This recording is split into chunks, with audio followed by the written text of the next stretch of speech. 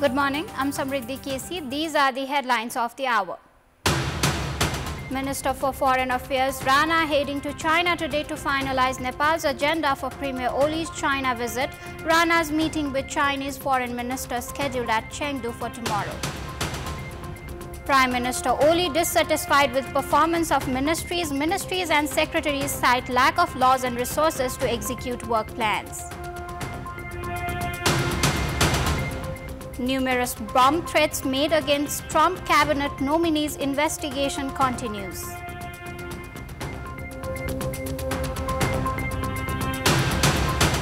And Liverpool regains the top spot in the Champions League, registers first victory over Real Madrid in 15 years with a dominant 2-0 win.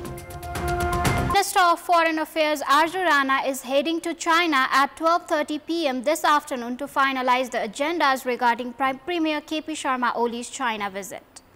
As per the Ministry of Foreign Affairs, Minister Rana has a meeting scheduled with the Chinese Foreign Minister Wang Yi at Chengdu tomorrow.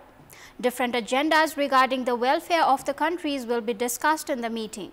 Premier Oli is embarking on a 5-day official visit to China on 2nd of December.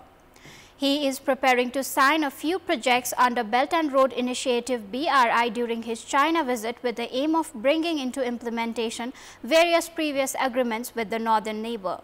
China is also understood to be intent on locking the projects under BRI, including the visit, which he has already put forth its conditions that are not public yet. Ruling alliance partner CP and UML and Nepali Congress have lacked consensus on these conditions. Nepali Congress has been saying that the proposals from China lack clarity and some clauses carry dual meanings. The party has, however, said that it will be open for government to sign agreements if the issues raised in this is addressed. The Memorandum of Understanding for the BRI was signed back in 2017 when Nepali Congress leader Prakash Sharan Mahat was the Minister for Foreign Affairs. The understanding included partnership in aspects concerning connectivity, investments and technology. Nepali Congress has clarified it is open for agreements as long as the projects come under grants. Despite the lapse of 7 years signing the MOU, BRI is yet to come into effect. Experts call on the Prime Minister to ensure Nepal's relation with neighboring countries cater to the interests of the country. Deputy General Secretary of CP and UML and former Foreign Minister Pradeep Gyawali has said that the Belt and Road Initiative project with China should not be brought into controversy. Minister Gyawali, at an event organized in Kathmandu, said that while there are contradictory views among the ruling parties regarding BRI, it should not be further dragged. He further claimed that as it is the matter of bilateral relations with China, it is not appropriate for other countries to take interest in it. Janata Samajwadi Party lawmaker Raj Kishore Yadav expressed that it would be appropriate to proceed with the project only after gathering the national consensus. He said that ruling Congress and CP and UML should proceed with a common conclusion. Prime Minister K.P. Sharma Oli has expressed frustration over budget, citing inability to utilize the budget allocated by various previous governments. Minister of Culture, Tourism and Civil Aviation Badri Prasad Pandey stated that Premier Oli criticized the current fiscal year's budget, calling it arbitrary and hypocritical during the first quarterly review meeting held at Singhadarbar yesterday. The Premier also alleged that the budget includes 11,000 fake programs. Emphasizing the need to reduce its size through mid-term review, he directed ministers and secretaries to prepare accordingly. 3 महिनाको समीक्षा थियो केही सुधार गरेर अझ राम्रो गर्नुपर्छ भन्ने नै हो र गत वर्षको भन्दा कामको गति हेर्दाखेरि पुँजीगत खर्चको गति हेर्दाखेरि पनि सकारात्मक देखिएको छ। हामीले एकदम खुला छलफल गर्यौं, प्रस्तुतिकरण पनि खुला ढंगले तथ्याङ्कमा आधारित थियो। तथ्याङ्कमाथिको छलफल विश्लेषण आफ्नो मन्त्रालयको चाहिँ कुराहरू पनि सबैले हामीले खुला ढंगले छलफल गरेको कारणले त्यस्तो केही यहाँले भने जस्तो मन्त्रालयसँग प्रधानमन्त्री रुष्ट हुने भन्दा पनि एउटा खुला छलफलका माध्यमबाट कसरी अगाडि बढ्ने भन्ने विषयमै उहाँको निर्देशन पनि त्यसैमा केन्द्रित। After reviewing the progress reports, Prime Minister Oli stated that the rise witnessed in capital expenditure was mainly due to last year's outstanding payments. Of the targeted 352 billion Nepali rupees in capital expenditure, only 36 billion rupees has been spent in the first 4 months, including 20 billion rupees in the last year's outstanding payment. Premier Oli also criticized the import sector, stating that importing branded goods alone will not benefit the economy. The Premier expressed his dissatisfaction towards what he called weak performance of ministers and bureaucracy. He pointed out that individuals who consistently deliver poor results are often retained for the sake of prestige, emphasizing the need for better performance. Additionally, he criticized corporations and authorities for operating independently of the government and suggested they should be brought under the concerned ministries. Currently, 65% of Nepal's population is economically active, capable of earning their livelihood through work. However, with the population growth rate declining, stakeholders have emphasized the need to capitalize on the demographic advantage without delay. Participants in the 6th Asian Population Association Conference, which began yesterday in Kathmandu, emphasized that any country with a majority active population should leverage in economic and physical development. They highlighted that Nepal must seize its demographic advantage now, as the population growth rate has declined to 0.92%. Experts noted that this opportunity may only last for the next 50 years. Currently, 62% of Nepal's working age population falls between the age of 15 to 64 years. Dependent population भन्दा independent अथवा working age population को बाहुल्यता छ। यो अवस्थामा नै धेरै देशहरूले चाहिँ आर्थिक विकास गरेको अवस्था छ र यो अवस्था चाहिँ सधैँ रहिरहने अवस्था होइन।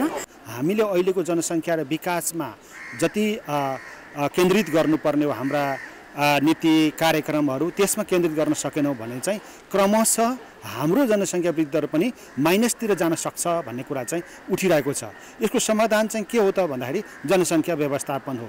अब जनसङ्ख्या नियन्त्रण होइन। यसमा चाहिँ हामीले युवा जनशक्तिलाई रोजगारी सृजना गरिदिनु पर्यो, शिक्षा दिनु पर्यो र उनीहरूलाई इन्भेस्ट गर्नु पर्यो, लगानी गर्नु पर्यो। उनीहरूलाई स्किल डेभलपमेन्ट, उनीहरूको क्षमता विकासको लागि। Experts also pointed out that migration is reshaping Nepal's demographic structure, urging the government to act promptly to capitalize on its active population.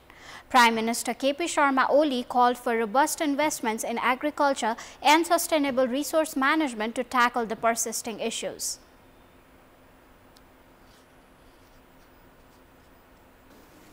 We meet at a critical juncture in human history, a time that calls for decisive action to build global peace and prosperity. Our collective responsibility is clear. No individual anywhere in the world should suffer the indignity of lacking food, shelter, or basic necessities. 8 million do. Addressing this requires robust investment in agriculture production and sustainable resource management.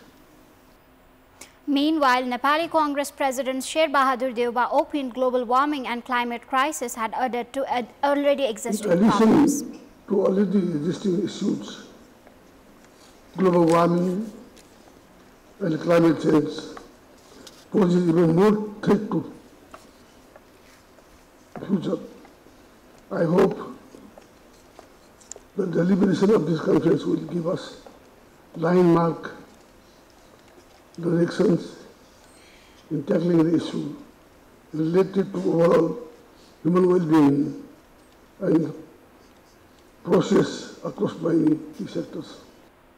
The 6th Asian Population Association Conference will last for 4 more days. Several of Donald Trump's cabinet nominees and picks for his White House team have been targeted by bomb threats. The FBI said that it was aware of numerous bomb threats as well as swatting incidents in which hoax calls are made to attract the police in the target's home. Threats were made against at least 9 people chosen by Trump to lead the Departments of Defense, Housing, Agriculture and Labor, as well as his pick for the U.S. ambassador to the United Nations, among others. Police are investigating the incidents, which happened on Tuesday night and Wednesday. Caroline Leavitt, a spokeswoman for Trump's transition team, said the Trump's appointees were targeted in violent UN-American threats to their lives and those who live with them. She saw law enforcement acted quickly to ensure the nominees' safety. New York Republican Liz Stefanik, who Trump has named to be the U.S. ambassador to the United Nations, was the first to say her family home had been targeted by bomb threat. Her office said the congresswoman was informed of a threat while she was driving with her husband and 3-year-old son from Washington, D.C. to New York for Thanksgiving defense. Defense Secretary nominee Pete Hegseth later confirmed that he was also targeted. On X, he said that a police officer had shown up at his home Wednesday morning as his 7 children were sleeping inside to notify him that they received a credible pipe bomb threat. Trump, who survived 2 assassination attempts during his campaign, was not among those who received the hoax calls, law enforcement sources told U.S. media. He has received genuine threats recently, according to officials in Arizona, who arrested a man earlier this week for posting videos on near-daily basis in which he threatened to kill Trump and his family. According to the media reports, none of those targeted this week were protected by the U.S. Secret Service. U.S. President Joe Biden's administration is preparing a $725 million weapon package for Ukraine as the outgoing president seeks to bolster the government in Kyiv before leaving office in January. According to an unofficial familiar with the plan, the Biden administration plans to provide a variety of anti-tank weapons from U.S. stocks to blunt Russia's advancing troops, including landmines, drones, Stinger missiles, and ammunition for high-mobility artillery rocket system. The package is also expected to include cluster munitions. The formal notification to Congress of the weapons package could come as soon as on Monday, one official said. It marks a steep uptick in the size from Biden's recent use of so-called Presidential Drawdown Authority (PDA), which allows the U.S. to draw from current weapons stock to help allies in an emergency. Biden has an estimated $4 billion to $5 billion in PDA already authorized by Congress that he is expected to use before Republican President Donald Trump takes office on 20th of January. Meanwhile, Biden administration is reported to have provisionally approved a $680 million arms package to Israel, even as it asserts that it is pushing for peace in the Middle East. Reports of arms deal on Wednesday come a day after Biden announced a ceasefire between Israel and Hezbollah and promised to renew efforts to reach a similar agreement between Israel and Hamas in Gaza, one he has repeatedly promised but failed to deliver.